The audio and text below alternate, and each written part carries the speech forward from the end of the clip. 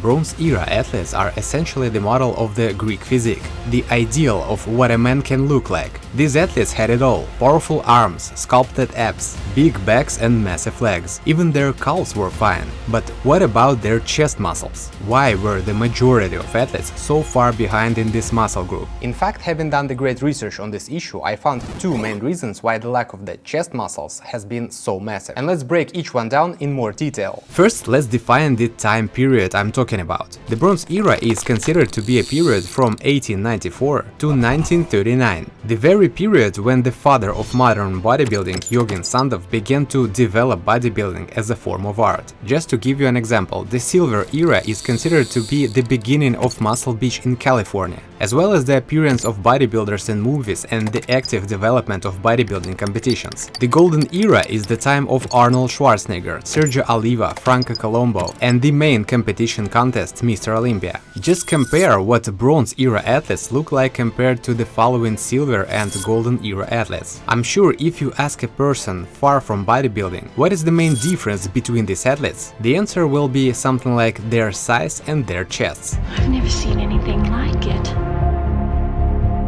For the first part answering this question, let's get back to Eugene Sandow, because he was the role model for later bodybuilders. Eugene traveled to Rome and studied statues, because he considered these bodies to be ideal, and even took measurements so that he could work on his proportions based on the results of the measurements. And let's face it, he did manage to build such a physique. It really almost exactly repeated some ancient statues of ancient gods. And if you pay attention to those statues, it becomes quite obvious. The disproportion of the impressive in every sense physique and rather flat chests. At the same time, remember Arnold's pectoral muscles, which were not just huge but absolutely dominant, giving his form fullness and some kind of a 3D visualization. Sandow was the founder of the first bodybuilding competitions, and it is quite logical that he judged the athletes' shapes by himself, without giving much importance to the volume of pectoral muscles. Most likely, if the statues were built differently and had something like this instead of flat chests, it would have definitely affected Sandow himself. But apparently athletes of that era just didn't even realize what pecs could look like and what potential for their development existed. The second reason for the lack of chest muscles is the list of exercises and equipment that was available at that time. Nowadays, the most popular equipment in any gym is the bench press, and it is definitely a great exercise for development the pecs. But that wasn't always the case.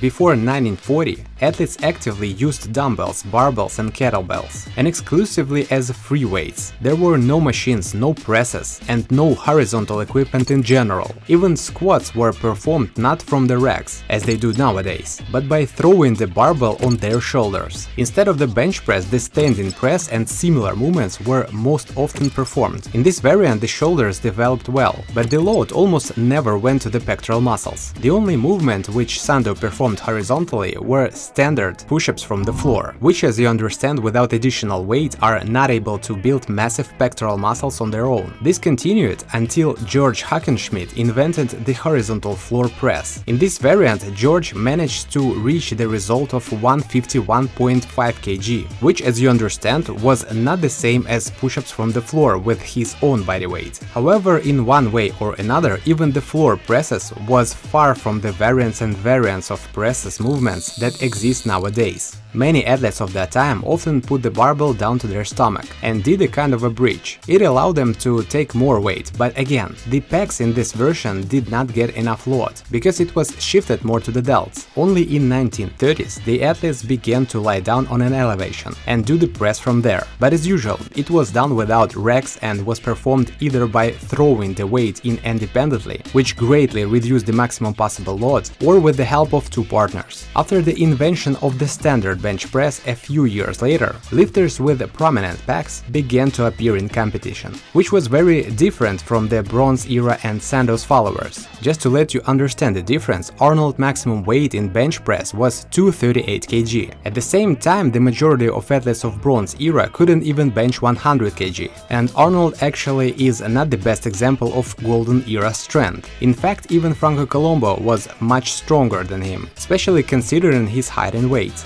To summarize, Bronze Era athletes didn't have outstanding pecs simply because their body aesthetics were very different from what we have now. Ronnie Coleman was the peak of an ideal shape 10 years ago, but after a series of deaths from steroids, bulging bellies, health problems, and an obviously unhealthy appearance, people started to return to the same standards they had during the Bronze Era. Now, by choosing the path of competitive bodybuilding, athletes literally pay with their health for the opportunity to become the best on a stage, well, or in social media. Just remember Rich Piana, Dallas McCarver, George Peterson, Joe Linder, Cedric McMillan, Sean Roden, and that's just the most famous. The list goes on and on. And I'm not even talking about characters like Marcus Rule, who's in addition to his overall unhealthy appearance emphasized that unhealthiness with consistent farting and burping.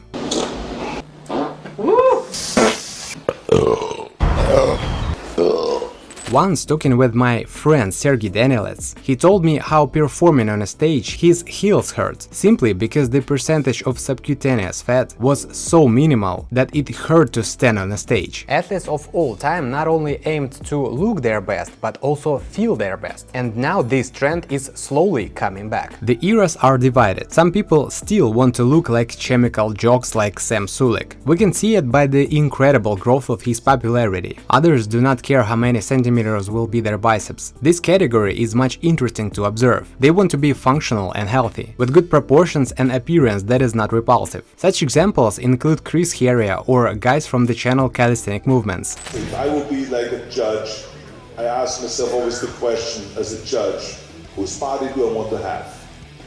That's what it comes down to. And unless we do something about where they stop just using guys with the thickest neck and the biggest muscle, but not look as pleasing. Because look at the old days when Steve Reeves won. I would love to have this guy's body. Wow, look at how beautiful this man looks. But that's not what you can say about those guys the day they win those competitions. Like for instance, so many of those guys have their stomachs sticking out. You know, what are we talking about here? I mean, it used to be that you should have a V-shaped body. But back to the topic of the video, I also know people who simply don't like big pecs. And that is the beauty of the sport. You have to look the way you want, and there are no rules. Unless we are talking about competitive sports, of course. Just to remind you what the Belgian blue cow with the myostatin mutation look like. I'm sure most people perfectly understand and can tell the difference between mutation and healthy fitness. I highly recommend you to watch this video about what perfect body really looks like and how people around you see it. With you as always was Fyodor Chepki. See ya!